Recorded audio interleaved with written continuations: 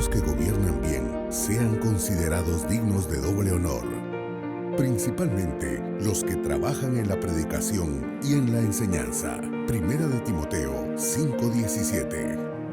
Producciones Ebenecer y Rema TV presentan el estudio de pastores del Ministerio Ebenecer con el apóstol Sergio Enríquez. Una transmisión en vivo desde la ciudad de Guatemala.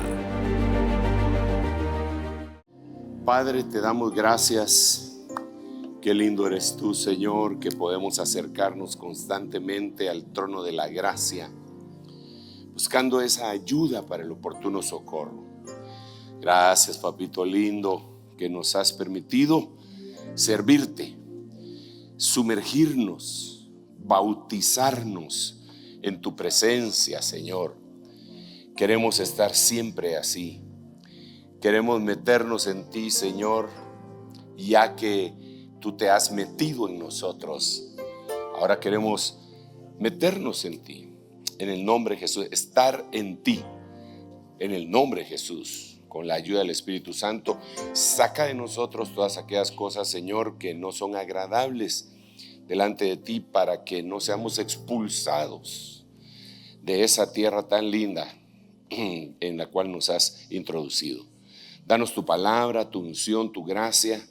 Danos, Señor, que se abra nuestra mente, ojos, oídos, corazón, boca, Señor, en el nombre de Jesús. El vientre, la matriz de la iglesia para dar a luz, la mano, Señor, para bendecir. Gracias, Padre, por esta belleza que permites que vivamos a diario. Amén, amén y amén. Denle un aplauso al Rey, hermano amado. Pueden descender, mis hermanitos de la alabanza. Que les bendiga. Bueno, yo he estado meditando muchas cosas y creo que ayer me hacían una entrevista a unos hermanitos y me decían qué representaba para mí el retiro. Y les voy a dar a ustedes un avance. No les voy a decir todo, pero y les digo, bueno, pues para mí representa eso, un retiro, retirarse. Y tengo aproximadamente, no sé si son 46 o 47 retiros anuales, de esos como los que acabamos de hacer, aparte de todos los demás retiros que se han ido exportando, ¿verdad? Porque hacemos un retiro en Canadá, uno en Estados Unidos, uno en México, uno en Centroamérica, uno en Sudamérica, uno en Europa y uno aquí en Guatemala. Y a veces mini retiros como el que todavía le debemos a Shela, que vamos allá y hacemos un mini retiro. Y al final de cuentas lo que es estar sumergidos, ¿verdad? Ese himno que la verdad que no sé quién lo hizo, pero qué bueno está, que dice: atrapado en tu río poderoso, atrapado en la corriente de, ¿cómo dice? Atrapado por tu río poderoso, atrapado, ¿qué? De todo eso. Sé que libre ser, pero atrapado vas a ser libre. Qué bonito, ¿ah? Esclavizado vas a ser libre, ¿ah? Porque si Dios te da la libertad, pero no se la rindes a Él y te vuelves esclavo, te vas a perder. O sea que parecería incongruente y antagónico lo que estoy diciendo, pero si quieres ser libre, esclavízate, ¿verdad? A Cristo. Entonces, ¿qué es un retiro? Pues retirarnos, ¿no? Entonces, me preguntaban, ¿y va a haber estudio? Porque ya tuvimos una semana, ¿verdad? Si no estamos en el río, pues no podemos salir, ¿verdad? Y más, hay otro himno también que me gusta que dice, vamos a ver cómo es que dice, ese sí sé quién lo hizo, pero dice, y ahí estar perdido horas y horas, hablando de, o sea, creo yo que uno de los beneficios que Dios nos da a nosotros los que somos siervos y siervas a tiempo completo, es que el retiro es permanente, ¿verdad? Porque todo lo que tenemos que hacer o tendríamos que hacer sería ocuparnos de la oración y del ministerio de la palabra. El ministerio de la palabra, desde luego, abarca varias cosas: estudiarla, entenderla, ponerla en práctica, enseñarla, que son diferentes facetas, ¿no? Mientras que si todavía estamos trabajando a tiempo, no a tiempo completo, sino que pues part-time, dicen allá en mi pueblo, quiere decir que todavía necesitamos esos retiros, ¿verdad? Se retiro. Bueno, eso he estado pensando. Padre, ayúdame, Señor, para no desviarme lo que les tengo que decir a estos señores y señoras y señoritas. Ay, Señor, estoy muy feliz, hermano, de que el Señor nos bendiga tanto. En el mundo la gente, digamos, estará pensando cuándo viene el otro feriado. Es hasta el 1 de mayo que voy a poder ir a la playa a enseñar mis lonjas, ¿verdad? Y nosotros solo salimos de un retiro, ya estamos en el otro, ya estamos en la iglesia. Qué cosa más linda. Yo creo que el evangelio es lindo. Eso creo. Y creo también que en medio de esa belleza hay problemas, ¿va? No estoy diciendo que no hay problemas. Creo que hay espinas. Los rosales tienen espinas, ¿va? Pero qué bellas flores, ¿va usted? Pero tienen sus espinitas. El pescado tan rico que usted come, delicioso, ¿va? Pero tiene espinas. O sea, todas las cosas tienen un cierto grado de dificultad, ¿va? Pero eso no le quita lo delicioso a la vida que Dios nos ha dado. Hago toda esta introducción para poderle hablar de las espinas. He estado platicando con los hermanos hace ya bastante tiempo y quiero continuar con ustedes acerca de algo que me tiene bastante inquieto. Creo yo que el ministro, que los ministros, nosotros, sin el ánimo de mistificar las cosas, debemos de sentir el olor de la atmósfera en medio de la cual estamos viviendo. Ahora, esa atmósfera a la cual le sentimos el olor no es necesariamente ver solamente el lado positivo, ¿sí? Es más o menos como los sentidos que Dios nos dejó. Digamos, en los sentidos que Dios nos dejó, hay cosas que nos alertan. Digamos, usted va caminando por ahí por la calle y de repente siente un olor a carne asada. Pues qué rico, ¿a usted? O a pollo frito. Pues qué rico. Cuando veo algunos hermanos que todavía están acá, pero que tienen que ir de regreso a su país allá en Estados Unidos, y seguramente se va a encontrar con un olor a pollo frito cuando vayan de regreso en el avión. Pero ese sentido, y se recuerda que los sentidos muchas veces se homologan a los ministerios, ¿verdad? Los 5 sentidos, a los 5 ministerios. Y el sentido del olfato también advierte. Porque hay cosas que no se ven ni se oyen, pero cuando empiezas a sentir un olor X, Y o Z, es una alerta, es una alarma. Hay una fuga de gas. Esa no la ves ni la oyes. Si la oyes, ya estás en el cielo, creo yo. Pero tu olfato la percibe y dice, es peligroso. Empecemos a investigar, abran las ventanas, puertas y todo, que salgan los niños y todo, y llamemos, porque hay una fuga de gas. Lo detectó el olfato. Tenemos problema con el olfato. No, el olfato no es el problema, pero se acostumbra. Porque un olor fétido nos puede causar náusea, descomponernos el estómago, etc. Pero el organismo tiene sus mecanismos de defensa y puede acostumbrarse. El problema es que si cuando uno se acostumbra, ya no, se echó a perder la alerta, ¿verdad? Tiene que venir una persona que está limpia en cuanto a eso, y cuando siente, por hermano, aquí quien se paró, empiezan a ver los zapatos, ¿verdad? Y el otro ya se había acostumbrado. Entonces, ¿Por qué les digo todo esto? Yo creo que nosotros estamos viendo una atmósfera. Claro, sí, yo entiendo que es una atmósfera también en donde hay muchas bendiciones, vienen sobre nosotros, por eso le digo que qué lindo el Evangelio. Pero hay peligros que nosotros debemos de detectar. Y decir, oh, aquí hay gato encerrado. Entonces, dentro de la atmósfera que vemos, la Biblia nos ayuda. Yo les estaba predicando anoche a los hermanos que veo cosas que pasan simultáneamente, paralelos, por decirlo así, en la vida de los personajes de la Biblia. Y uno de ellos es cuando el pueblo de Israel está saliendo de la cautividad.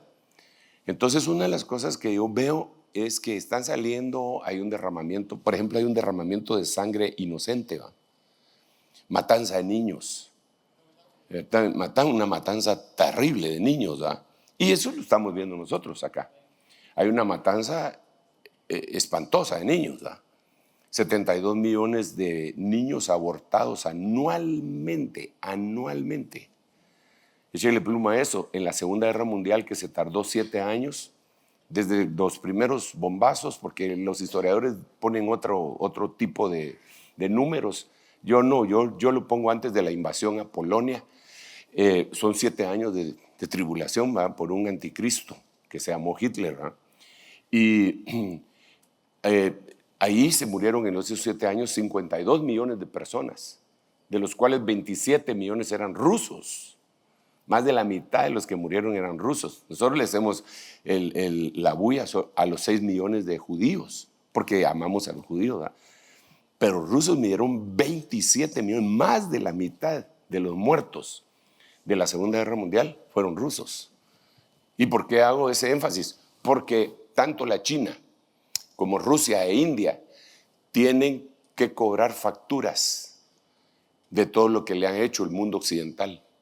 Eso es peligroso. Yo no estoy a favor de ellos, pues no van a creer, usted es prorruso. No, yo soy cristiano, ¿verdad? Y entonces, pero el punto es que se murieron 52 millones de personas en 7 años. Y ahora cada año matan 27 millones de personas que no han nacido. Entonces es un derramamiento. Eso por no poner las balaceras que se dan no solo en Estados Unidos, porque tenemos porcentajes de los continentes. Y todos superan el 10%. Estados Unidos tiene 17%, pero todos los demás superan el 10%. Le hacen bulla a las matanzas en Estados Unidos. Porque ese es un problema, hermano, que va paralelo. ¿Por qué? Allá en Éxodo se mataron a esos niños y ahora estamos ante un éxodo, el último éxodo. Se va a salir el pueblo de Dios, va a salir de esta cautividad y nos vamos. Entonces, paralelo hay una matanza de niños. Matanza de niños allá, matanza de niños acá. Después, si nos ponemos solo a pensar en la matanza de niños, ese no es el tema, pues, y lo acabo de mencionar en el reloj de Dios en el domingo pasado, aparece el libertador en nuestro Señor Jesucristo, nace, pero todavía no está fungiendo como sacerdote, es un bebé, y matan niños de menores de 2 años, una matanza terrible. Entonces aparece el libertador, mueren niños.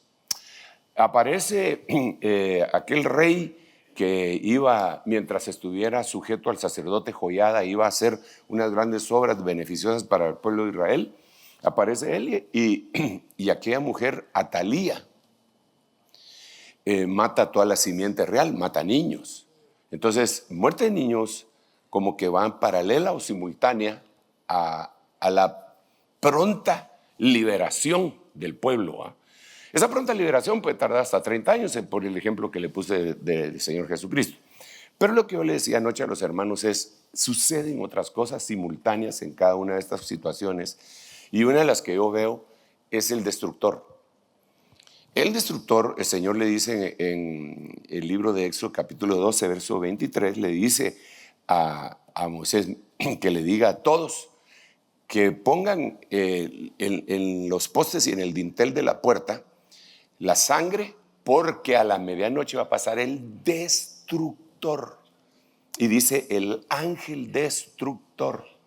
Entonces, basado en lo que le estoy diciendo, la simultaneidad que puede haber entre los dos eventos que le he estado diciendo, mencionando, digo yo, entonces ahora en la salida, ¿por qué es la salida? Es nuestra salida. Y saldréis y saltaréis como becerros de la manada. Esa es la salida. Entonces quiere decir que aquella simultaneidad de cosas pueden estar ocurriendo. Entonces, si había un ángel destructor, el destructor, hay hoy un ángel destructor. Y eso lo podemos contextualizar también con otros pasajes como el de Ezequiel, cuando aquellos hombres aquellos seres van a matar a todos y le dicen: no perdones, ancianos, mujeres, hombres, adultos, niños, mata parejo, solo a los que tengan la tau en la frente no los mates. Pero hay un destructor, ahí es un ángel destructor que es parado. Fíjate, interesante, porque allá en Éxodo lo paran con sangre, pero la sangre es una tau, ¿verdad? Porque aquí están los postes, aquí está el dintel. Entonces, para ellos manchar, tienen que hacer la forma de una tau. Y ahora en Ezequiel, lo que tiene que hacer el escriba es marcar una tau en la frente de la gente y no los matan. Pero el punto no es ese, es solo una espiguita que a mí me satisface verla, pues. Digo yo, qué perfección la de Dios y su palabra. Pero entonces hay un destructor. Cuando me voy hasta Apocalipsis, le pongo forward al video. Así miro tele yo.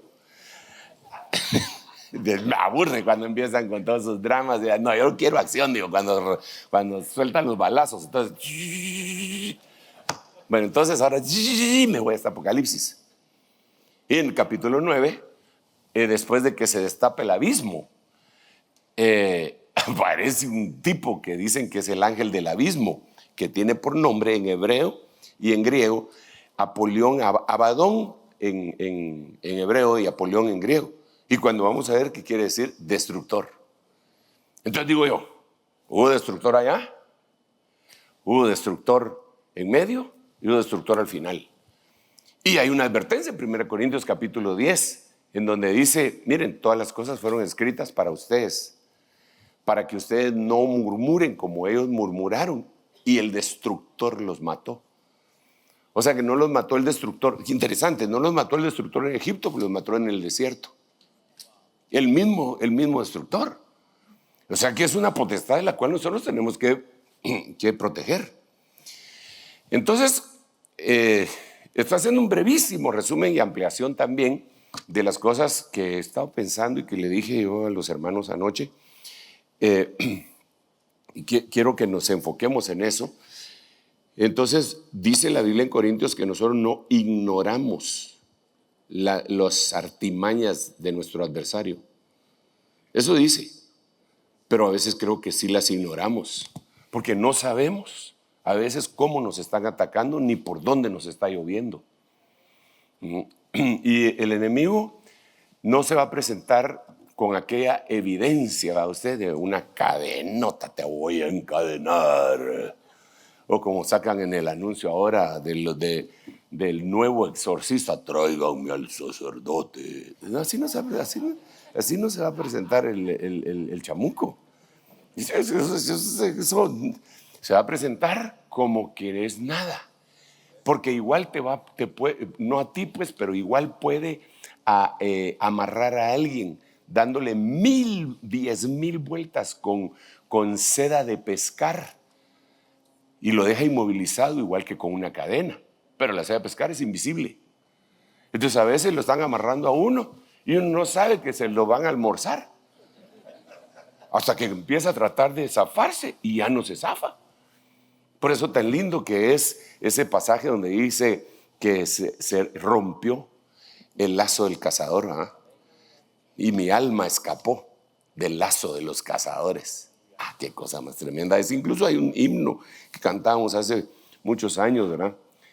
¿Cómo es que decía el himno? La alma escapó cual ave del lazo de los cazadores. Ese es. El lazo y escapamos. Ese es. ¿Tú lo sabes? Ya, 3-0, ya viste.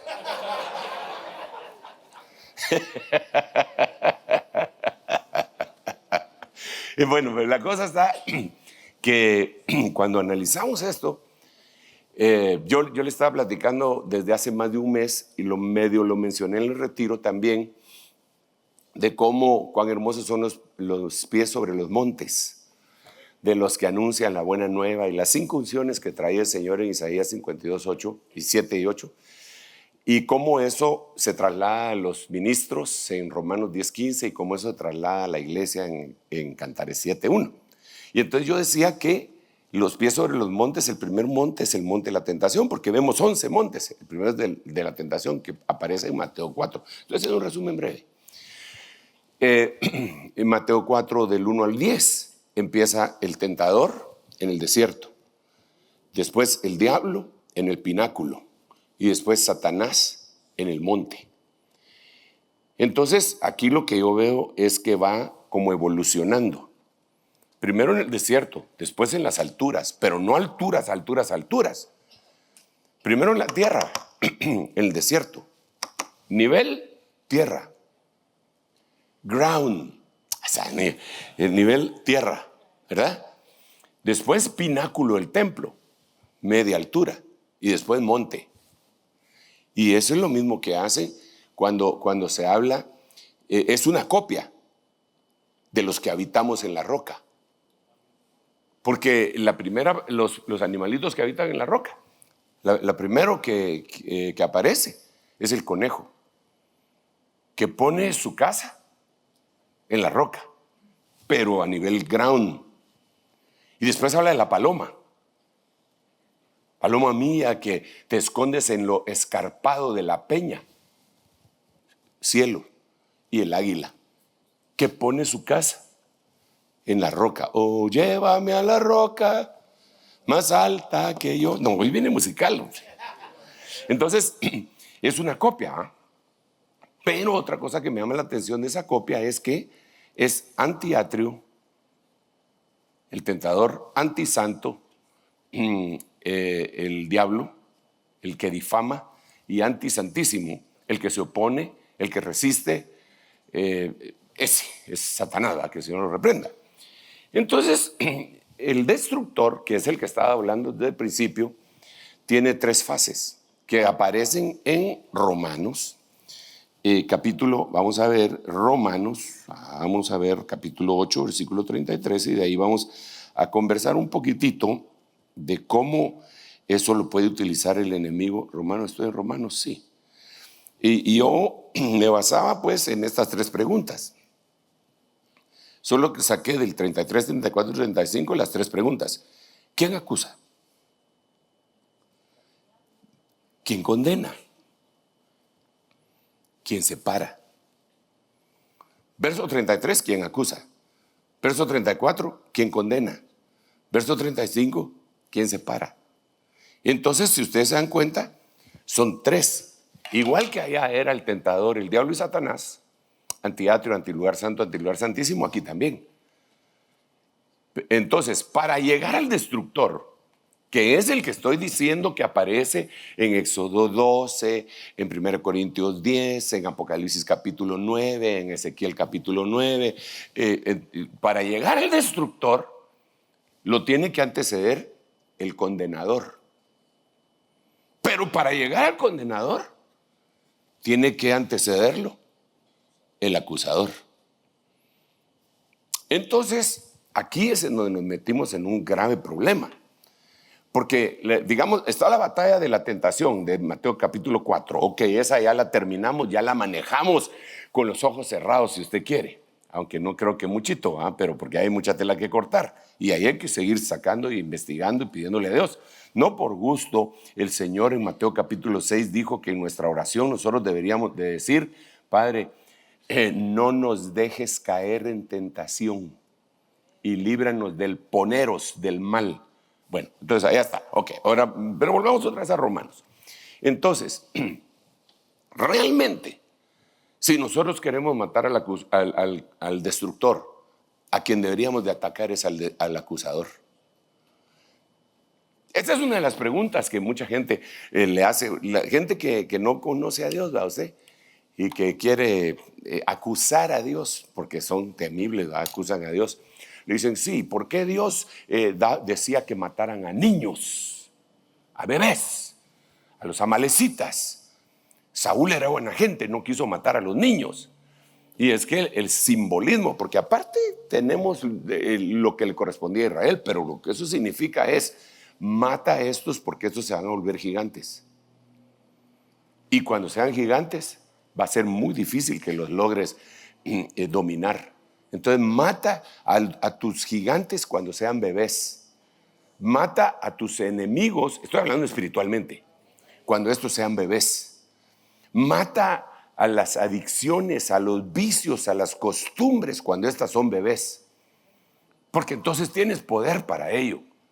Digamos, voy a poner un ejemplo, una persona que tiene 50 años de estar fumando, la hubiera podido matar ese vicio cuando tenía 6 meses de haber empezado a fumar, ¿verdad? Pero como no lo hizo, entonces se le creció el monstruo. Ya de último, tiene que pelear, tiene que fumar cigarros electrónicos, tiene que ponerse parches de nicotina, tiene que hacer un montón de cosas y de todo modo se desespera porque el gigante se le creció. Entonces, el gigante crecido ahí sería el destructor, pero donde nosotros le debemos de poner un alto es en el acusador.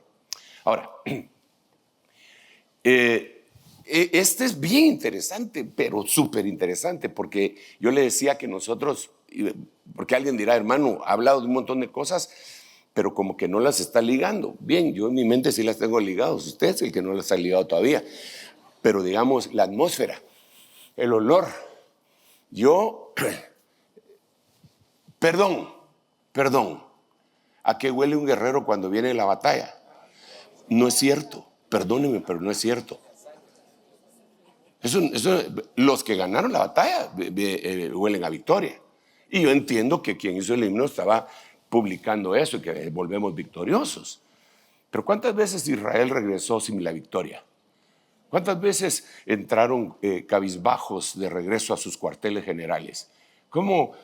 ¿Acaso no era Císara guerrero pues también?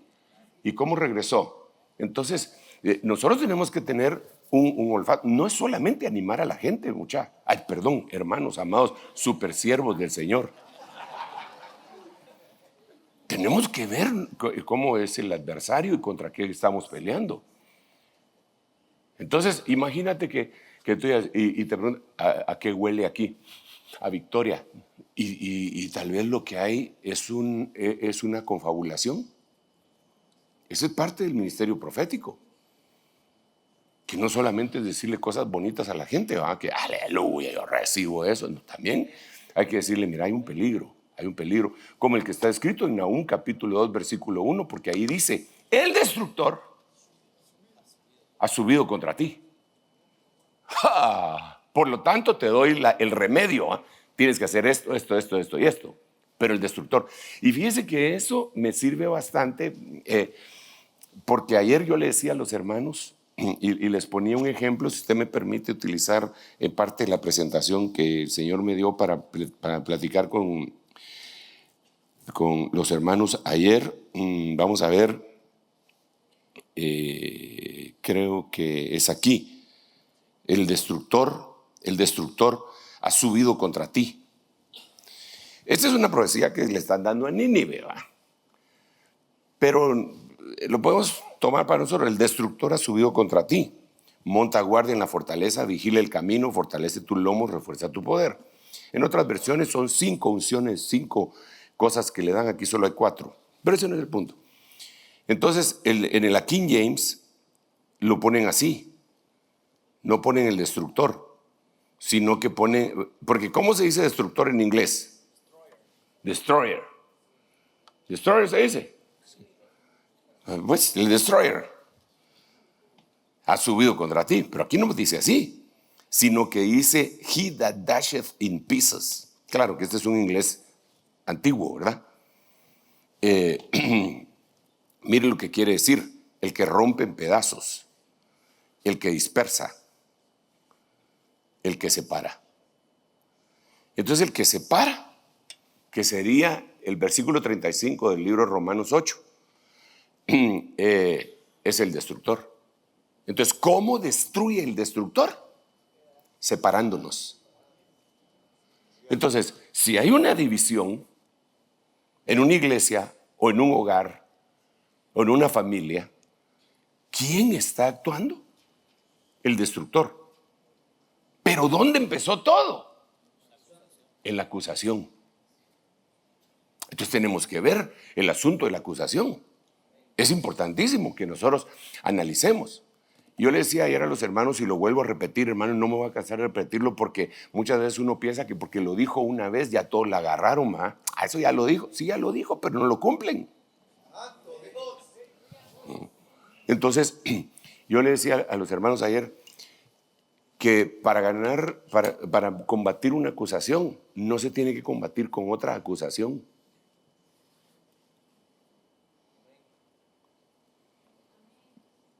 Y eso es lo que toda la gente hace. Bueno, con excepción de usted.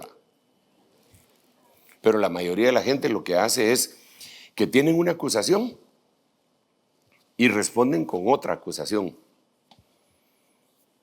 Ejemplo, el homosexualismo no es bien visto delante de los ojos de Dios. ¿Sí o no? Va. Entonces viene otro que medio patea con la zurda, tal vez todavía no se ha definido totalmente ni ha salido del closet. Y entonces empieza a decir, sí, pero todos son pecados. Robar también es pecado. Matar también es pecado.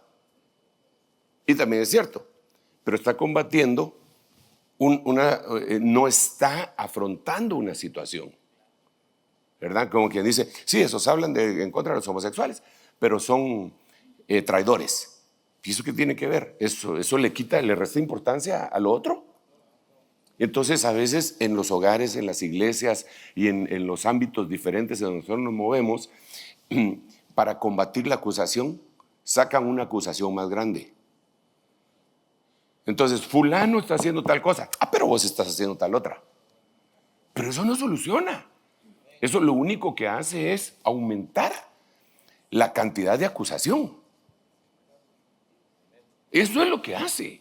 Y por eso yo le decía a los hermanos ayer también, hermano, que la atmósfera, lo que se está moviendo ahorita, nosotros aquí en Guatemala estamos a unos 70 días de las elecciones. Y entonces el proyecto son 33 partidos políticos. Entonces los 33 partidos políticos tratan de figurar, tienen estrategias mercadológicas, por el amor de Dios, eso cualquiera lo puede entender, hombre.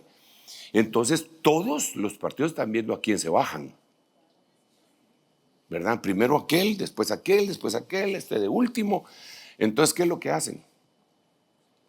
Hablar mal, acusar de lo que sea, ya sea verdad o no. Entonces acusar hasta llegar a su objetivo. Después van a hacer todo lo que dijeron que no hacían, pero eso será otra cosa, ya los estoy acusando. Pero a lo que me refiero es que entonces, ¿cuál es la atmósfera que hay? Saturada en anuncios, en redes, en donde se mira, yo no soy como los demás. ¿En qué me diferencio yo de los demás políticos, de los demás candidatos? Yo soy. Y de una vez dice, ellos no, ellos son aquí. Entonces, ¿qué es lo que se mueve? Acusación. Ok, dejémoslo, está bien, no está bien, pero dejémoslo. Están allá afuera. Pero como los hermanos participan, empiezan a agarrar lo que ellos dicen, participan, entonces le dan entrada al acusador en sus corazones y se empiezan a convertir en acusadores. Primero son acusadorcitos, pero conforme se van volviendo más expertos, siguen acusando. Cuando sienten, están acusando a sus propios hijos. Y no de eso, pues, sino de otras cosas.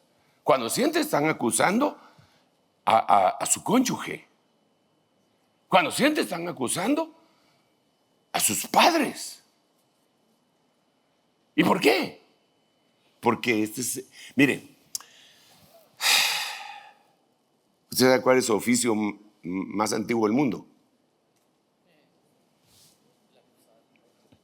Porque todos dicen que es la prostitución, ¿va? Oh, el oficio más antiguo del mundo. Mentira. El oficio más antiguo del mundo es la acusación. Ese es el oficio más antiguo del mundo. Y según la Biblia, Apocalipsis capítulo 12. Vamos a ver si lo tengo por acá. Permítame, que tengo que usar 2 pares de lentes para no usar bifocales, porque si no, a veces me trompiezo.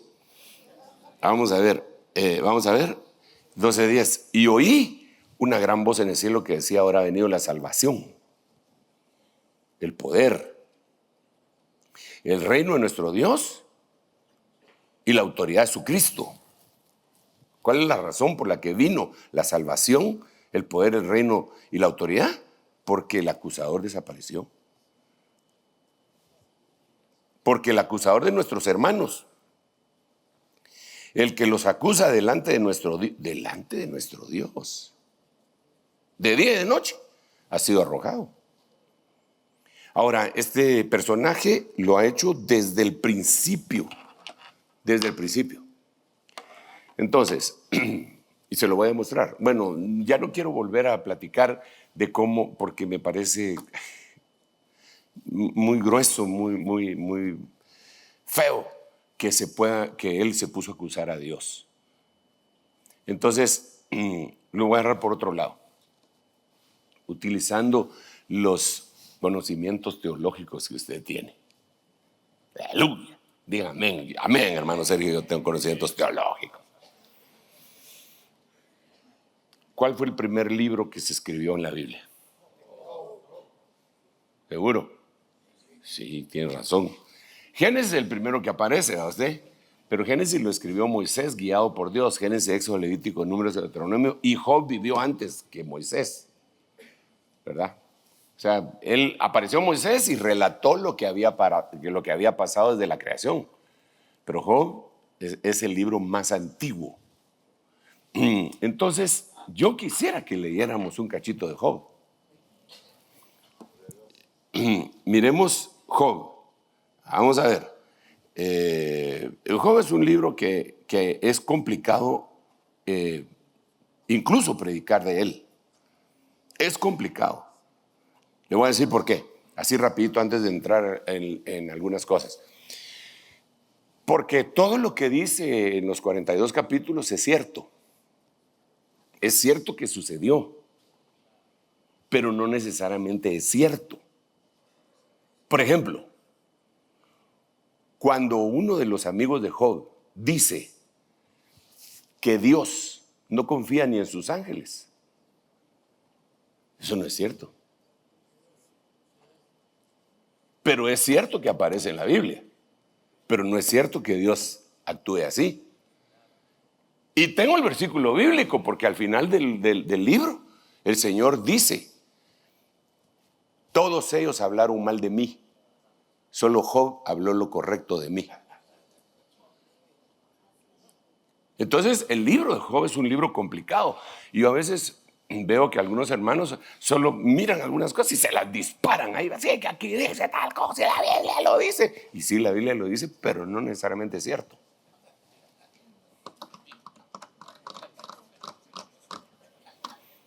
Sí, ahí hasta la Llorona aparece.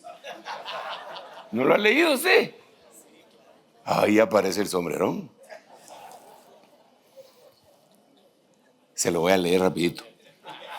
Ahorita voy. Vamos a ver. Bien que saben los... ¿Quién está hablando? Elifaz temanita. Y entonces mire lo que dice. Una palabra me fue traída furtivamente y mi oído percibió un susurro de ella. Pero está hablando Elifaz temanita. Entre pensamientos inquietantes de visiones nocturnas, cuando el sueño profundo cae sobre los hombres, me sobrevino un espanto, un temblor que hizo estremecer todos mis huesos. Entonces un espíritu pasó cerca de mi rostro y el pelo de mi piel se erizó. Algo se detuvo, pero no pude reconocer su aspecto. Una figura estaba delante de mis ojos. Hubo silencio. Después oí una voz. La ciguaná. Perdón, pues. Mire. No, mire, pues. El Señor dijo que ellos no habían hablado lo correcto de Él. Eso me da pie para dudar que lo que ellos dicen sea una verdad absoluta. Tampoco estoy diciendo que todo lo que dijeron es una mentira, pero sí ya me pone para discernirlo. Pero los demás, el demás relato, sí uno puede verlo. Y miremos lo que dice el demás relato así rápidamente, porque estamos hablando del acusador. Padre Santo, solo 10 minutos tengo para finalizar, que Dios me ayude. Hay un hombre en tierra de Uz llamado Job, y era aquel hombre intachable, recto, temeroso de Dios y apartado del mal. Le nacieron 7 hijos y 3 hijas. Aquí describe toda su riqueza, que usted ya lo ha mencionado muchas veces, en sus predicaciones incluso. Pero resulta que un día, verso 6, los hijos de Dios vinieron a presentarse delante del Señor y Satanás vino también entre ellos. El Señor le dijo a Satanás, ¿de dónde vienes? Entonces Satanás respondió, de recorrer la tierra y de andar por ella. El Señor le dijo a Satanás, ¿te has fijado en mi siervo Job? Que no hay ninguno como él sobre la tierra, hombre intachable, recto, temeroso de Dios, apartado del mal. Y mire la acusación. Empieza la acusación. ¿Acaso teme Job a Dios por gusto? Ni modo. Si lo tenés, ¿dónde te pongo que el sol no te dé? ¿Cómo no va a estar bien? Entonces, ahí lo que está haciendo es una acusación en contra de Dios y en contra de Job. Job es un interesado, le está diciendo. Si tú quieres, yo te ayudo, te ayudo, Dios. ¿No has hecho tú una valla alrededor de él, de su casa y de todo lo que tiene por todos lados? Está bien bravo que no le había podido entrar, ¿va? Has bendecido el trabajo de sus manos, sus posesiones han aumentado en la tierra. Pero extiende ahora tu mano y toca todo lo que tiene y verás si no te maldice en tu propia cara. El acusador. Ahora, el acusador lo que pretendía era llevar el destructor. Y lo llevó. Pero ese Job, mis respetos, hermano. Qué hombre más impresionante. ¿Con qué razón Dios dijo lo que era desde los primeros versículos? ¿Va? Salió airoso. Pero reconoció también que habían cosas en él que no era el acusador el que lo tenía que corregir, sino que el Espíritu Santo, porque aquí existe una diferencia. El diablo, cuando dice cosas que puedan que sean ciertas de nosotros, lo dice acusándonos. El Espíritu Santo nos convence de pecado, justicia y juicio. El diablo no, el diablo solo acusa. Sí, eso es una... Dios no. Dios dice, ¿tenés tal cosa? Vení. Cámbienle las vestiduras viles que tiene. Porque sí sabe que tiene vestiduras viles Josué. Entonces se las cambia y le ponen. Agarra el hijo pródigo y sí sabe que está mal el hijo pródigo. Pero no es para destrucción.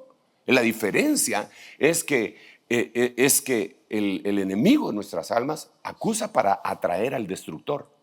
En cambio, Dios convence para atraer al restaurador. Es una gran diferencia. Y mucha gente lo confunde porque dice, no, yo digo la verdad.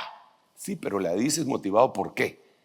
Si es por Dios, gloria a Dios. Si es por el otro lado, eres del equipo del destructor. Y eso no queremos. Sobre todo nosotros que tenemos púlpito, hermano. Bueno, quiero seguir aquí. Entonces, basado en esto, tengo algún tiempecito, no hay problema. Yo quiero hablar del acusado Job. Job, el acusado. ¿Por qué quiero hablar de él? Porque es el libro más antiguo. Si es el libro más antiguo, es el primero que relata lo que le pasó testimonialmente en cuanto a la acusación. Que pueden haber habido otros que fueron acusados, como lo relataría Génesis, Éxodo, Levítico, Números, de Deuteronomio. Esos serán otros 20 pesos, pero él testimonialmente. Entonces miremos y entonces aprendamos por qué el enemigo no cambia de estrategia, solo la maquilla. Digamos, ahora el pecado sigue siendo el mismo, los mismos pecados, pero ahora ya utiliza la tecnología. Por eso es interesante. El enemigo utiliza la tecnología, los celulares, las redes sociales para seguir pecando. Se sigue pecando en la sustancia misma de antes. Pornografía era igual a la de antes que la de ahora, pero los medios son distintos y más fáciles. Por eso es que la Biblia, en aquel pasaje donde dice, cuando el Señor le habla a Daniel, le dice que la ciencia aumentará notablemente. Y yo me adhiero a esa traducción, pero también a una interpretación que hizo otro traductor que dice que la iniquidad, en vez de decir ciencia o tecnología, dice que la iniquidad aumentará en el mismo pasaje. Y eso se contextualiza con lo que dijo el Señor en Mateo 24. Quiere decir, en otras palabras, perdón si voy muy rápido y me salgo del tema para después regresar, pero eso lo que quiere decir es que el enemigo va a utilizar la tecnología, pero el pecado va a seguir siendo el mismo, o sea, la estrategia no cambia. Ok, una vez dicho eso y que todos lo entendimos, primero Dios, ni un amén quiere decir que nadie lo entendió, solo yo. Entonces ahora miremos esta acusación. Job es acusado de mezquindad.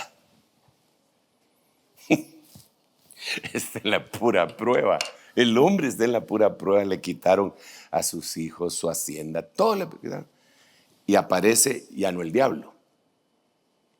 Porque por eso le leí el versículo del 6 del capítulo 1, que es el enemigo el que lo está acusando directamente. Pero aquí ya no. Aquí está usando amigos de Job. Esto es bien importante, porque a ti te podrían estar acusando tus propios amigos, dejándose utilizar como Pedro se dejó utilizar cuando el Señor le dijo: apártate de mí, Satanás. Entonces, ¿cuál es el ambiente? Por eso es tan importante. Yo digo, no hombre, no nos pongamos pilas en acusar. ¿Para qué? Yo sé, entiendo que todos nosotros en algún momento de nuestra vida hemos sido acusados de algo, hermano. Pero el problema es que también hemos sido acusadores. Entonces, tenemos que salir de ese río poderoso y ser atrapados por el río de Dios. Bueno, entonces miremos, Job dio 7. Mira, Job, no le diste de beber agua al cansado y detuviste el pan al hambriento.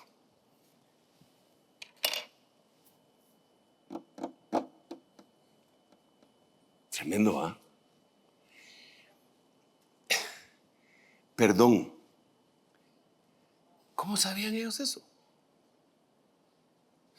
Miremos dónde, vamos a ver, Job 22, si lo tiene por ahí usted rápido, que me pueda ayudar. ¿Quién es el que está hablando? Elifaz. Mire el título que le pone, mire el título que le pone. La maldad de Job es muy grande. Ahora aquí, él le está preguntando, tú no diste beber agua al cansado y detuviste el pan al hambriento. Y entonces lo primero que yo tengo que hacer aquí es, ¿y cómo sabes eso? Job le hubiera podido preguntar, ¿y a ti quién te dijo eso? Por ahí lo oí. No, pero decime quién.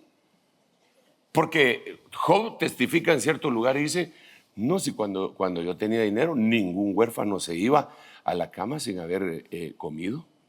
Las viudas eran atendidas. Pero este está asegurando lo contrario. Entonces, ¿en dónde se obtuvo esa información? Porque, hermano, es impresionante. Entonces, una de las cosas en donde nosotros nos podemos convertir en acusadores, que vendría a ser parte del equipo del destructor dentro de la iglesia, sería por tener una equivocada narrativa de los eventos. Y usted sabe que el enemigo, el acusador, lo que hace es que sí narra los eventos, pero les cambia muchas cosas. Por ejemplo, Dios dijo, y sí Dios dijo. No comeréis, y sí Dios dijo, no comeréis. De todo árbol del huerto. No, eso ya no lo dijo Dios. Pero sí mencionó árboles y sí mencionó huerto. Pero solo uno era el que estaba prohibido. Pero entonces, de todas las cosas que dijo, que Dios dijo, solo una es inexacta. Cuando si a usted lo quieren envenenar, no, primero Dios que no, jamás, Padre Santo, en el nombre de Jesús, no le van a poner un veneno espantoso, solo el veneno. Le van a poner la bebida que a usted le gusta, ¿verdad? Y una gotita de cicuta. Y cuando siente va a quedar así.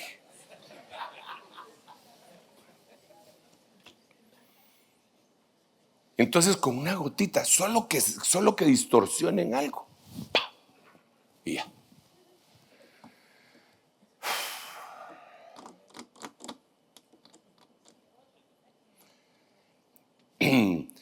No diste beber agua al cansado y detuviste el pan en la mesa. ¿De dónde sacaste esa información? ¿De dónde la sacaste? ¿Quién te enseñó? No, yo por ahí lo oí de una buena fuente. ¿Cuál es tu buena fuente? Es que no se puede decir, hermano, porque uno se mete en problemas. Entonces, si no te quieres meter en problemas, la Biblia lo que dice, que el que quiere vivir días buenos y largos, guarde su lengua del mal. Debe estar hablando tonterías. Porque se está volviendo del equipo del destructor. ¿Cuántos quieren ser del equipo del destructor? Yo no, hermano. Yo quiero del equipo del restaurador. Del equipo del Señor. Amén. Démosle un aplauso al Rey bendito, Padre Santo. El tiempo se nos ha terminado, pero yo tengo otras cositas que decir acá. Job es acusado de condenar a Dios. Sí, hermano, no puede haber más falsedad que esa. Cuando Job lo que dice es, Jehová dio, Jehová quitó, sea el nombre Jehová bendito. Y ahora dice, se enseñoreará el que aborrece el juicio y condenarás tú al que es tan justo. Tratando de defender a Dios, acusan a Job de que él acusa al Señor. Pero ¿de dónde sacaste eso? Yo no estoy diciendo eso. Yo no estoy diciendo eso. Yo lo que estoy diciendo es que tengo un grave mal en mí, que quiero gritar porque ya no aguanto. Que yo quiero maldecir el día que nací. Eso es lo que está diciendo porque lo dice. Y no solo el día, hasta la partera que me recibió. ¿Qué culpa tenía el pobre hospital ese, va usted? Donde nació Job. ¿Dónde está eso? Mire, el dolor de Job era terrible. Y es que, vamos, ¿dónde estará eso? Vamos a ver, creo que está en el capítulo 3, ¿verdad? 3:3. Vamos a ver, capítulo 3. Si pues Job lamenta haber nacido, después abrió Job su hoja y maldijo el día de su nacimiento y dijo, perezca el día en que yo nací. A mí se me hace que Job nació el 31 de febrero. Por eso no sé el calendario. No sé el calendario, lo quitaron. Y la noche que dijo un varón ha sido concebido. Sea ese día tinieblas, no lo tome en cuenta Dios desde lo alto, ni resplandezca sobre él la luz. Apodérense del tinieblas. Mire qué dolorcito el que tenía. Tremenda. ¿Por qué no morí al nacer o expiré al salir del vientre? ¿Por qué me recibieron las rodillas? ¿Para qué los pechos que me dieron de mamar? Porque ahora yo ya sería tranquilo. Bueno, pero ese es el estado calamitoso en donde está él. Ahora, tendríamos que conjugar la predicación de anoche, que es similar, pero anoche lo que pusimos fue el ejemplo de las acusaciones contra David. Porque a David lo acusaron cuando él estaba en lo alto, en éxito, cuando era rey. Ahí lo acusaron. Cuando trompaceaba osos y leones, ahí lo acusaron. Pero a Job no, a Job lo acusaron cuando estaba devastado. O sea, no les bastó a usted que estaba tirado en el suelo. Ahí lo agarraron. Qué terrible es, hermano, que uno tenga que ir a visitar a una persona que tiene cáncer y que está en los últimos estadios de su vida, y en vez de orar y bendecirla, se le acuse. Usted está por esto y esto y esto y esto. De plano que usted lo que hacía era que fumaba mucho, por eso ni modo, ahora tiene el gran cáncer de pulmón. Arrepiéntase. ¿Cómo va a hacer eso? Si lo que necesita es ser levantada, decirle, mire, Dios le puede perdonar, Dios es bueno. Nosotros no podemos presentar a un Dios así, hermano. Tenemos que presentar a un Dios perdonador, que nos perdonó, que nos bendijo a nosotros por el amor de Dios. La gracia. Fíjese que yo insisto en esto, que una de las cosas para pelear contra la acusación es, primero, la justificación. Porque Romanos 8:33 es lo que dice, ¿quién acusará a los escogidos de Jehová? Jehová es el que justifica, Dios es el que justifica. En el mismo versículo 33, entonces quiere decir que lo que va a matar la acusación es la justificación, pero no la mía, porque yo me puedo autojustificar, sino la de Él. Eso sería una. La otra sería una herramienta poderosísima, la gracia. La gracia. Mire, ok, solo quiero, porque me he ido por todos lados, hombre, que Dios me perdone, pero no me quiero sentir acusado de no decir lo que tenía que haber dicho. Entonces, viene la acusación. Cuando es tan abrumadora la acusación, puede llegar el momento en el que uno la acepta y entonces viene la condenación y después viene el destructor o separación. ¿Ok?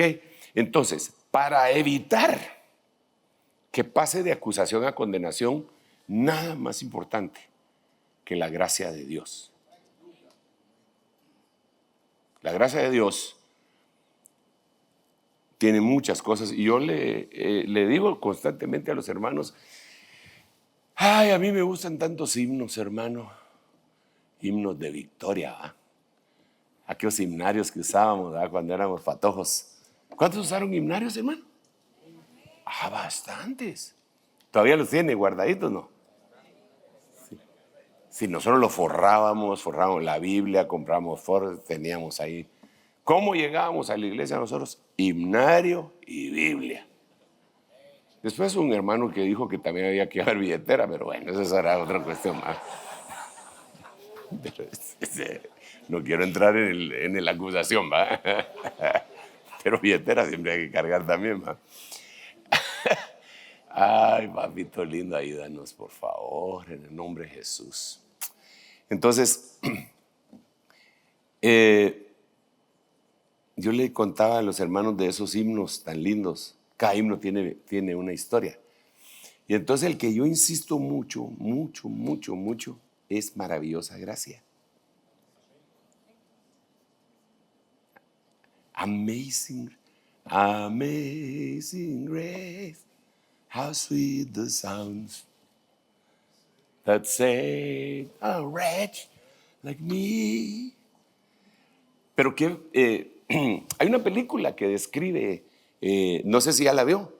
¿Alguien vio la película de dónde viene ese himno? Es algo aburridona, pero viéndola con perspectiva, pues no hay balazos, ¿va?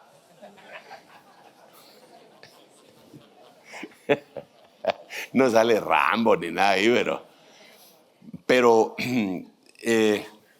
al escudriñar, yo he estado siguiendo en la pista a varios músicos que platican de esto. Entonces hay un salmista afroamericano y él dice que ellos fueron a ver quién había hecho ese himno. Bueno, se lo adjudican a esta persona, al que la hizo, pero la música no tienen a quién adjudicársela. Entonces, él lo que dice es que la música esta era el lamento, porque no se parece, entre paréntesis, a ninguna de las músicas occidentales de este tiempo, cuando sucedió esa historia, sino que parecía el lamento africano, ¿verdad? Eso.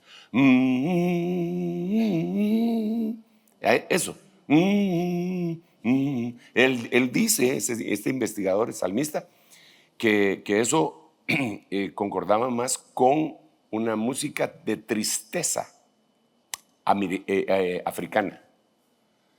Entonces, y él acá ahí, en la investigación que hace y la expone, que eso se toca solo con las teclas negras del teclado, que no son teclas blancas las que se utilizan, sino que solo con las teclas negras, y está refiriéndose a la raza negra que fue esclavizada.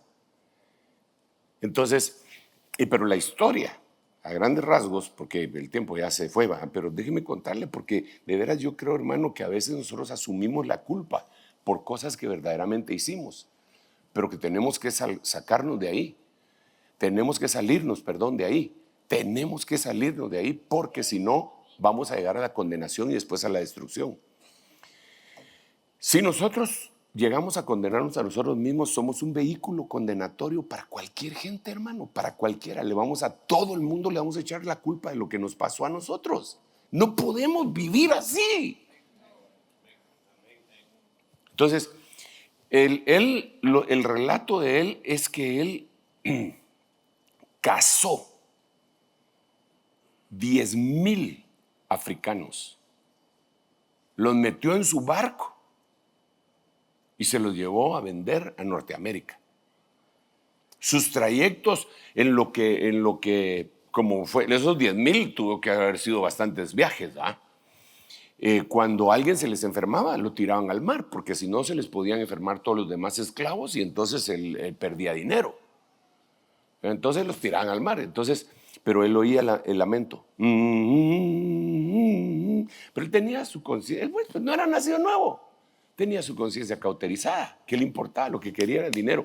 Porque en esa época, entre paréntesis, debo dejárselo saber, que una de las doctrinas que tenían tanto los católicos como los evangélicos hace unos siglos es que la gente que vivía aquí en América no tenían espíritu, eran animales.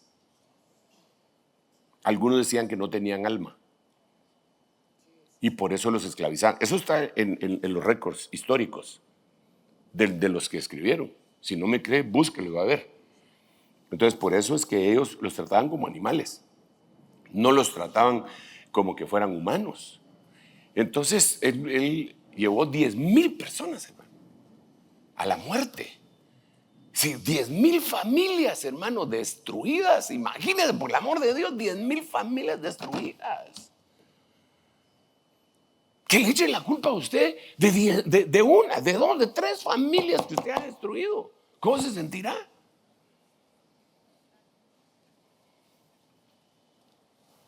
Hermano, si yo estaba leyendo, ay, perdone que le hablo de todo, oye, no me acuse.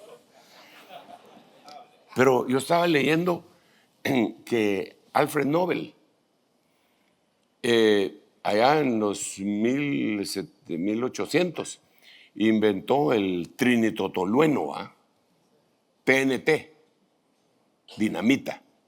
Entonces se volvió viral en aquel tiempo, la compra de dinamita para diferentes usos, minería, etc., pero para matar gente también y en las guerras. Entonces él se volvió súper millonario. Sueco parece que era él. Entonces dice que su hermano, toda su familia prosperó bastante sus hermanos se inventaban varias cosas. Entonces, uno de sus hermanos se murió y un periodista confundió y creyó que el que se había muerto era Alfred Nobel. Entonces, en la primera plana del periódico el día siguiente puso: se murió el mercader de la muerte, Alfred Nobel. Y cuando él lo vio, dice que le pegó, pero tremendamente, su corazón. Y entonces él se puso a pensar cómo lo iban a recordar las generaciones venideras como el mercader de la muerte. Entonces, por eso fue que él puso los premios Nobel, con toda la fortuna que había hecho. La comerció, hizo bonos, no sé qué, cómo fue el arreglo. Pues él era un genio y seguramente para que siempre tuviera esa plata. Entonces dedicó, creo que 5 premios Nobel para que todo el mundo lo relacionara con cosas buenas y no con el dinamita. Entonces, Premio Nobel de la Paz, más manchado que un tigre, ¿va? Pero bueno, eso es otra cosa, ¿va? Sí, hermano, propone, bueno. Premio Nobel de la Paz, ahora tienen premio de economía, premio de investigación, son premios Nobel. Entonces, todos cuando dicen premio Nobel, vas a recibir el premio Nobel, ¡ala, qué bonito vos! ¡Ala, qué bueno! Y $1 millón para el ganador, ¿va? El premio, el reconocimiento y $1 millón.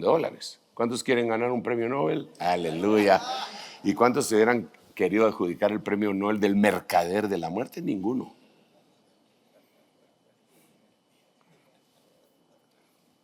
Padre.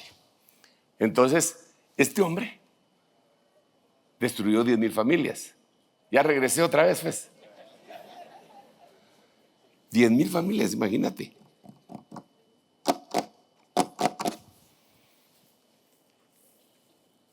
Si la condena que sienten algunas personas, hermano, que destruyeron un matrimonio para casarse con la persona que le robaron al otro o a la otra, sienten condena en su corazón por haber destruido un hogar.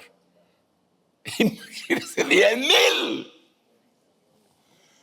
Y el cuate aceptó a Cristo. El tratante de blancas, negras, ¿verdad? Aceptó a Cristo, pero no podía oír, porque él testifica que las voces de 10,000 personas lo perseguían todas las noches. Condenatorio, acusador, acusándolo. Entonces él, ya cristiano, dijo: lo que voy a hacer es que voy a dedicar mi vida entera a servicio de Dios. Pero para eso tenían que graduarse de sacerdotes, de curas y todo, pero había una parroquia que nadie quería ir ahí y él fue ahí. Él tenía que hacer todo. No tenía sirvientes, no tenía nada, ni siquiera tenía gente que llegara. Él se dedicó ahí. Y todos los días de su vida se sintió acusado hasta que un día leyó la gracia de Dios. La descubrió, se la mostró el Señor en la Biblia. Entonces la gracia le quitó la condenación. Y por ende, la acusación. Entonces, al lamento que él oía, le puso palabras, poema.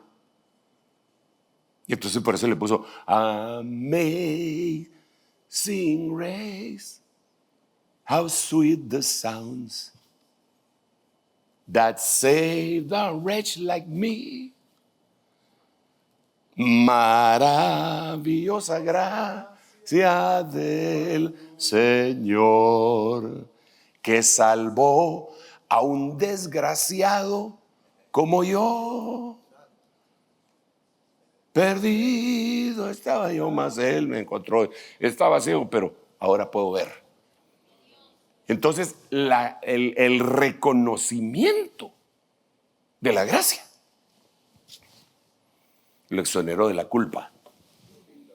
Nuestra gente necesita ser exonerada de la culpa, pero no Vete, haz una penitencia. Camina 5 kilómetros de aquí para no sé cuánto, de rodillas. No, tampoco estoy acusando, solo estoy diciendo que esa no es la forma. ¿Por qué no venís, Jorgito, y cantás ese himno? En inglés, en español, y para meterte otro gol, en francés.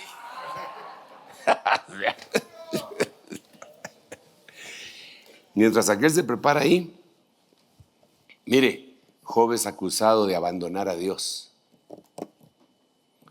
Por cuanto así se apartaron de él y no consideraron todos sus caminos. Para ver esa acusación tienes que leer todo el capítulo, ¿verdad? Desde que empezó a hablar.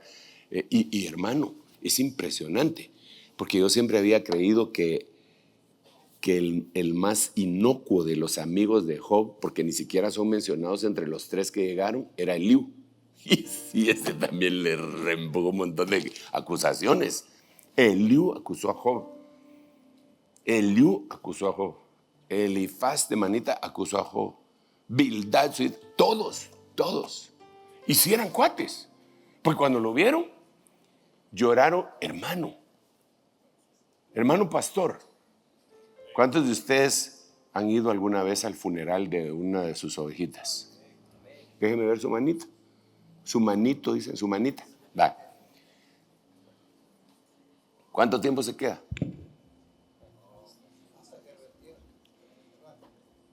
Algunos hasta que lo entierran. Que aguanten, man. Algunos otros un ratito, solo para que lo miren. No solo para que lo miren. Esa es una acusación, va usted. Perdón.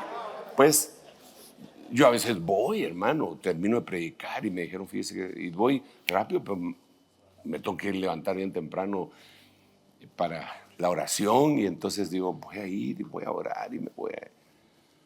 Pero estos 7 días, te aseguro que ninguno de nosotros hace 7 días, rasgaron sus vestiduras, se echaron tierra encima y se sentaron sin hablar. 7 días. Nada que pasaba el carrito. ¿Quiere una su sopita? ¿Quiere un su sanguchito? 7 días. Eso dice la Biblia. ¿O no? No se lo voy a leer porque no lo miro convencido. Vamos a ver, ¿en dónde estaría eso? Aquí, en el capítulo 2.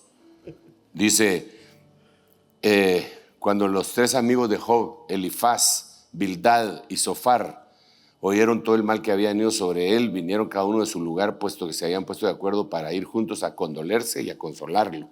¿Qué tal que se hubieran puesto de acuerdo para acusarlo? Y cuando alzaron los ojos desde lejos y no lo reconocieron, levantaron sus voces y lloraron. Cada uno de ellos rasgó su manto, esparcieron polvo hacia el cielo sobre sus cabezas, se sentaron en el suelo por 7 días y 7 noches, sin que nadie le dijera una palabra porque veían que su dolor era muy grande. 7 días, 7 noches. Mire, sin acusar,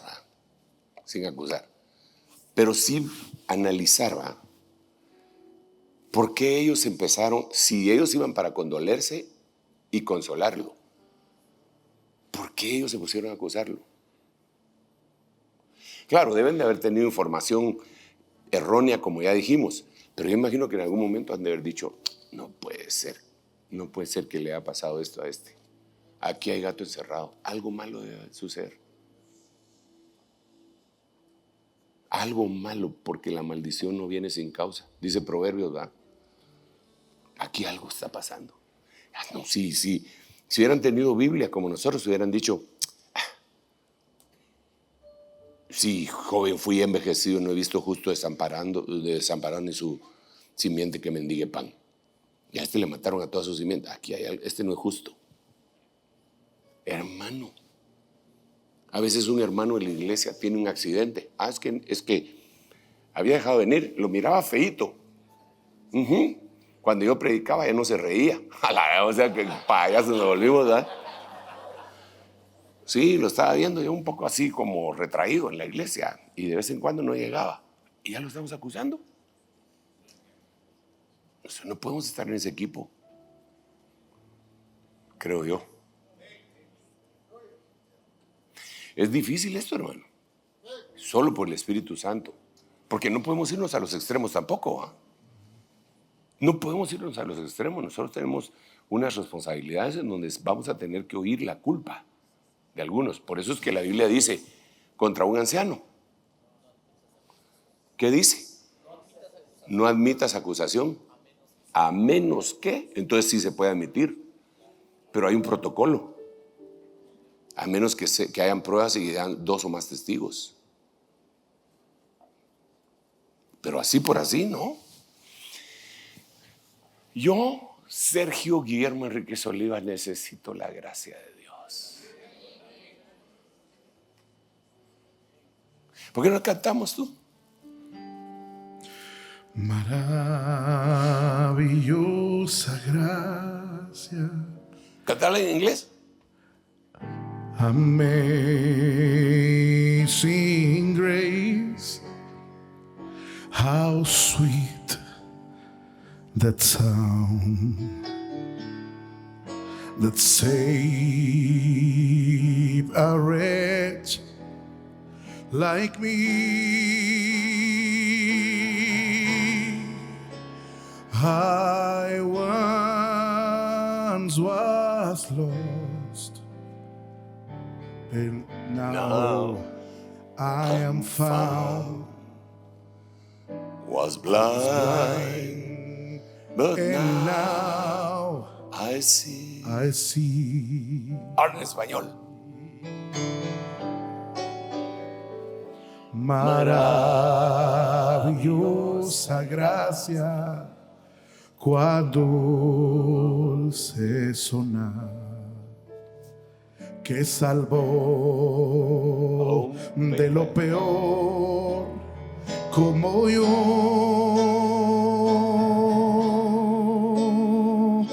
Perdido andaba yo, mas Él me encontró. Yo era ciego, mas ahora puedo ver. Señor, gracias. Gracias por tu gracia. Gracias porque has derramado tu gracia sobre nuestra vida. Gracias, Señor, porque a pesar de que éramos indignos, nos tomaste por dignos y nos pusiste en el ministerio.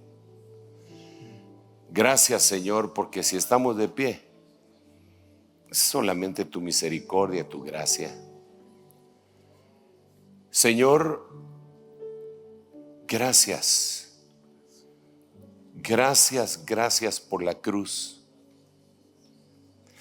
Gracias, Señor, porque descendiste incluso a las partes más internas de la tierra para pagar por nosotros y resucitaste para que nosotros fuésemos justificados. Hoy nos acercamos a tu mesa también, Señor, en esta Santa Cena Ministerial. Con mucho agradecimiento, papito lindo. Hay demasiado agradecimiento en nuestro corazón. Sabemos que no somos dignos de sentarnos a la mesa tuya. Pero, Señor,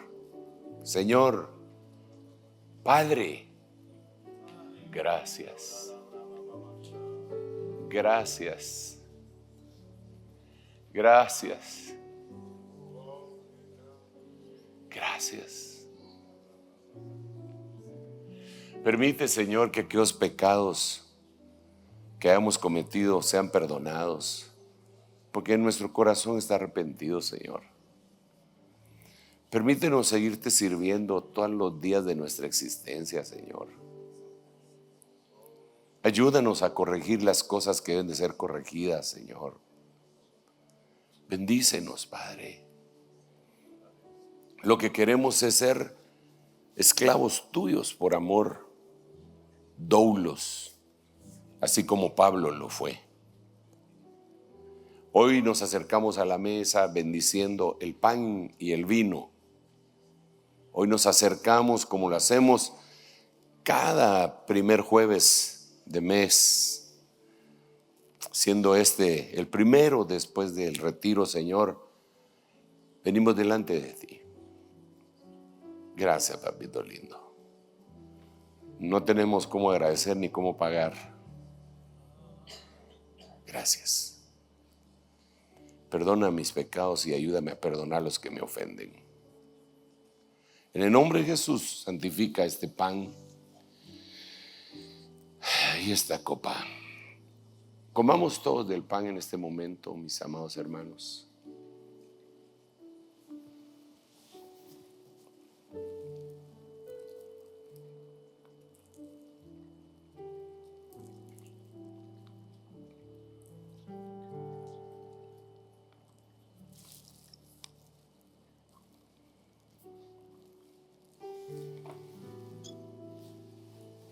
Pon en alto tu copa y dile: gracias, Señor, por la copa del nuevo pacto en tu sangre.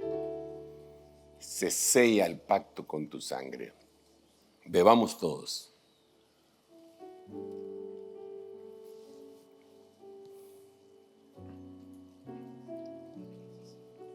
Gracias, Jesús.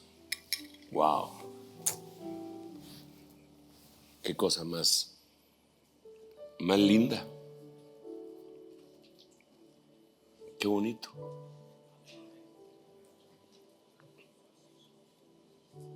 Qué hermoso es estar delante del Señor.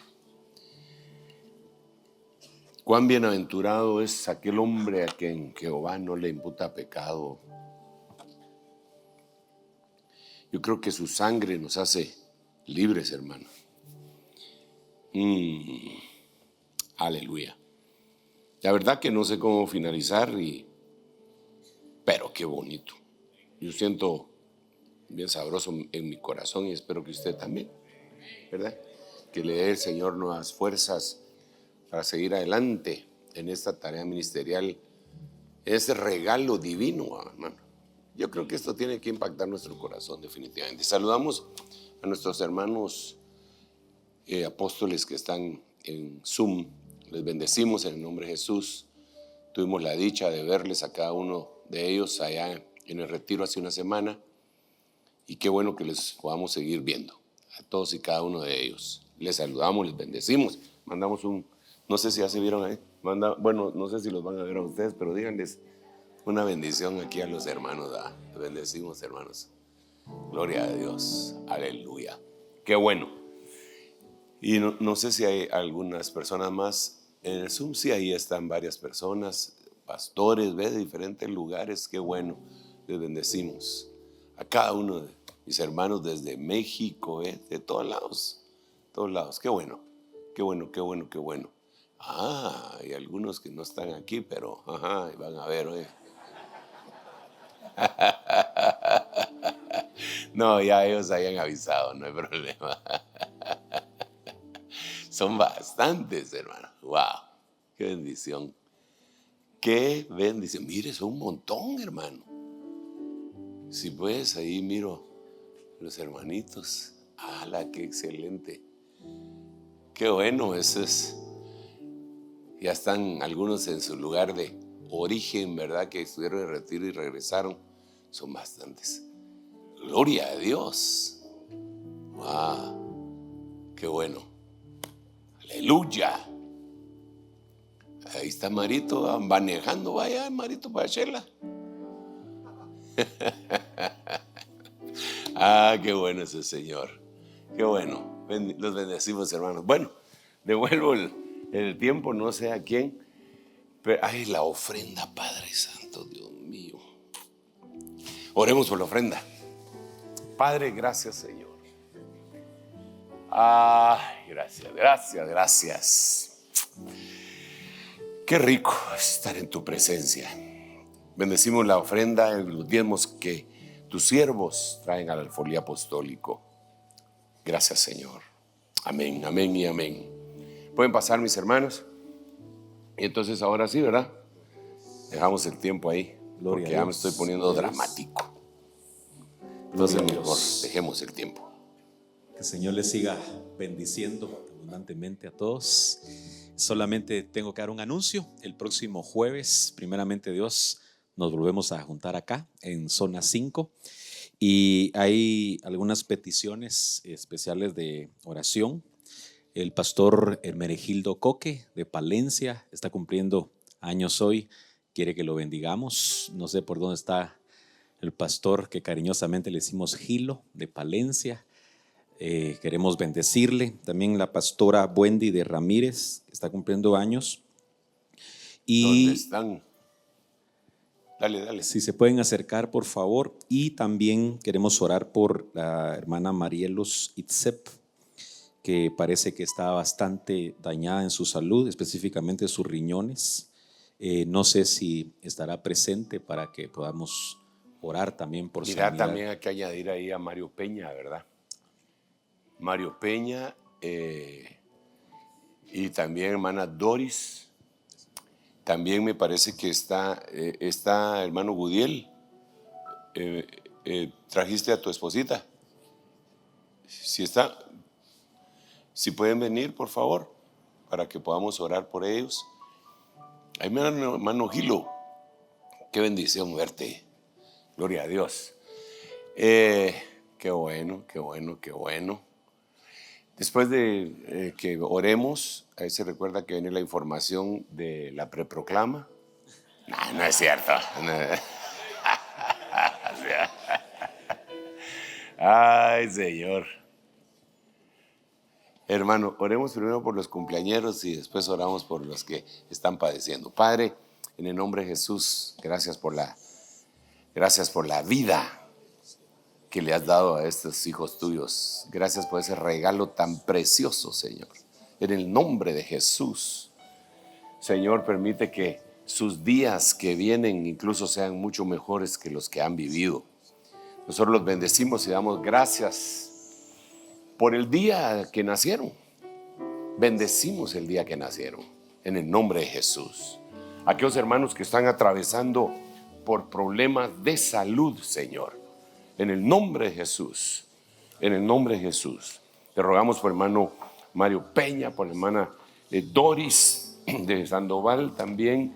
Hoy vengo, Señor, imponiendo manos para que venga completamente una sanidad.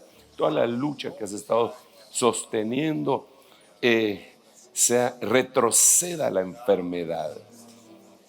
Todo diagnóstico, toda sentencia en el nombre de Jesús la anulo y vengo proclamando bendición, sanidad, salud para tu vida. En el nombre de Jesús, bendigo tu vida en el nombre de Jesús, tu salud, que venga a ser como un regalo de este día para tu vida. En el nombre de Jesús, cada uno de mis hermanos reciba la bendición. Amén, amén, amén y amén. Dale un aplauso al Rey bendito. Ay, Señor. Bueno, hay algo en la atmósfera. Aparte de eso que ya le dije, ¿va? Hay algo bueno, muy lindo, de bendición y de sanidad y de salud. Yo sé que sí. Entonces nos seguimos viendo. Producciones Ebenecer y Rema TV presentó el estudio de pastores de Ministerios Ebenecer con el apóstol Sergio Enríquez. Una transmisión en vivo desde la ciudad de Guatemala. Para más información, visita nuestro sitio web www.ebenecer.org.gt o en nuestras redes sociales.